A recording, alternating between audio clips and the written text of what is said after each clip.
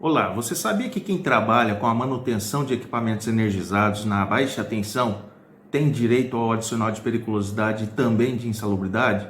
Parece estranho, né? Mas eu vou te explicar. Primeiramente, é bom aqui especificar as faixas de tensão para que o nosso estudo seja mais direcionado.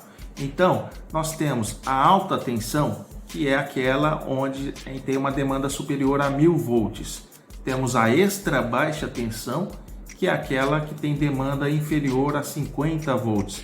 E temos a baixa tensão, que é o parâmetro intermediário entre essas duas faixas. E aí a gente tem mais conhecido a tensão de 127 volts e a de 220 volts. São essas duas que nos interessam para o estudo aqui em tela. O adicional de periculosidade para trabalhadores que fazem a manutenção em equipamentos energizados na rede de baixa tensão, 127, 110 volts ou 220 volts, está prevista na NR16, que é uma normativa de segurança expedida pelo Ministério do Trabalho e Emprego. Portanto, se você trabalha com a manutenção de equipamento energizado na rede 127 ou 220 volts, desde que não tenha mecanismo para fazer o trabalho com o equipamento desenergizado ou que não tenha mecanismo de redução da tensão para extra baixa tensão, você está exposto ao risco de choque elétrico, que pode ser fatal, e por isso justifica-se o adicional de periculosidade. Mas e a insalubridade? Energia, insalubridade, como fica isso? Vamos citar o exemplo de um caixa eletrônico. Então, quem faz a manutenção de um caixa eletrônico, ele está exposto aos dois fatores. Primeiro, a periculosidade pelo seguinte: quando o técnico chega numa agência bancária ali para fazer a manutenção, ele tem que fazer a fase de diagnóstico, saber aonde está o problema, e o problema muitas vezes pode estar na tensão, na corrente elétrica. Então, ele tem que fazer uma aferição, medir a corrente elétrica desde o painel de energia do estabelecimento até a alimentação elétrica do caixa eletrônico. Ali ele está exposto ao risco de choque elétrico. Muito embora os dispositivos internos de um caixa eletrônico utilizado como exemplo funcionam com a extra baixa tensão, mas existe a alimentação do caixa que é com a baixa tensão.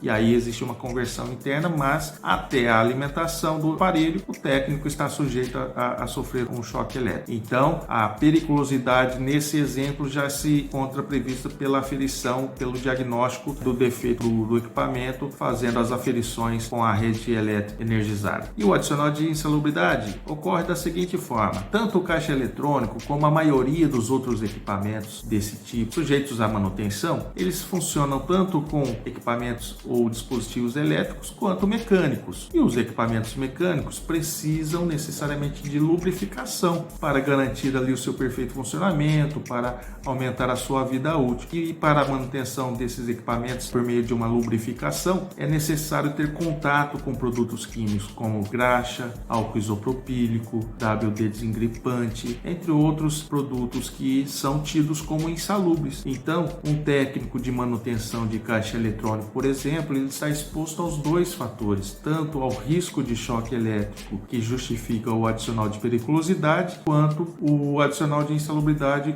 em razão dos produtos químicos insalubres que ele é obrigado a fazer para a lubrificação das peças. E atenção, se você trabalha nessa condição e não recebe nem adicional de periculosidade e nem adicional de insalubridade do seu patrão, fique atento, você tem que entrar com o processo trabalhista e requerer esse direito, porque no processo trabalhista o juiz determina a perícia técnica por meio de um engenheiro de confiança do juiz, que irá analisar a dinâmica de trabalho e apresentará um laudo confirmando a existência da periculosidade ou da insalubridade ou de ambos. No direito trabalhista, o trabalhador só pode requerer seus direitos no máximo no período de 2 anos após a sua demissão, para poder postular os 5 últimos anos. Então, dependendo da época em que você foi desligado e já está se passando o tempo, cada mês que passa, você pode estar perdendo o direito adicional acumulado desses últimos 5 anos. Então, se você está nessa condição, fique atento e procure um especialista da área para analisar o seu caso e proceder com o ajuizamento da demanda, se for do seu interesse, o quanto antes. É interessante ainda saber que adicional de periculosidade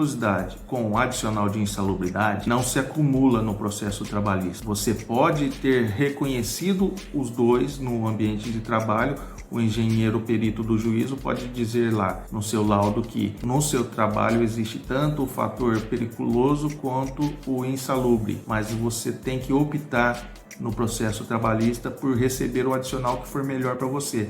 Normalmente o adicional de periculosidade é mais vantajoso do que o adicional de insalubridade. Então, para efeito de percepção da remuneração, é melhor optar pelo adicional de periculosidade. Mas a insalubridade, por mais que não seja a sua opção para receber o respectivo adicional, conta com um fator importante na elaboração do seu PPP, porque se no laudo pericial constar que você tem direito ao adicional de periculosidade, mas que também tinha agentes insalubres, o juiz pode determinar a empresa a retificar o seu PPP para que você apresente esse PPP perante o INSS e ganhe tempo especial na sua contagem para aposentadoria. Interessante, né? Bom, eu te peço apenas que divulgue esse material para quem você imagine que esteja precisando, esteja em condição similar, e me siga aqui nas minhas redes sociais para receber novos informativos. Sempre que eu postar, você vai estar acompanhando as minhas informações aqui por esse canal e pelas demais redes sociais. Muito obrigado, até mais.